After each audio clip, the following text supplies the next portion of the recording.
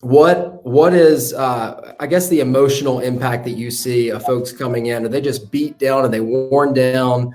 I mean, tell me a little bit about that. How do you cope with that? Now realize they're coming to me hopefully before they've gone through the litigation process. So they're not as damaged and traumatized. They're scared. They have no idea what to do or how they're going to work things out. But when I'm seeing them, hopefully they haven't been through this fear cycle of litigation. When they do, what I see is, I'm getting divorced. What do? I go to an attorney. And don't get me wrong, I'm not saying people shouldn't litigate.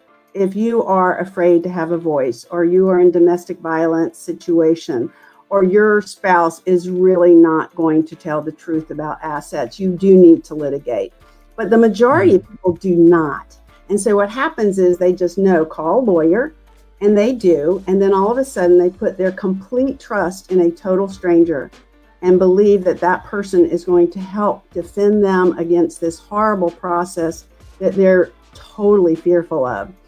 And then the second party finds out, oh no, he's already gone to an attorney, and they're more traumatized, and they go to their attorney, and then they each put $3,000 to $5,000 down just to collect paperwork, which will most likely never be looked at. But you will pay for filing and all of this stuff, organization. And then they start to fight about things that they weren't fighting about or didn't want to.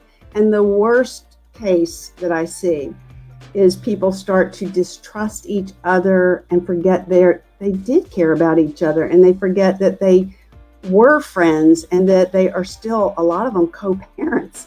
And we know trauma between two parents affects children. Yep. And if we can take that trauma out and not use the children, and remember the children are a third party in this decision-making process, not that they have a choice, but they should often have a voice, then we can help them go through it. So normally the very first session, most people walk out going, oh, we can do this. That's strong. Yeah. And I don't do it in hot box style. I'm a clinical psychologist. I know how long people can stay in a problem solving process and really not lose it or get overwhelmed. I can see when people are getting overwhelmed. We can take a break.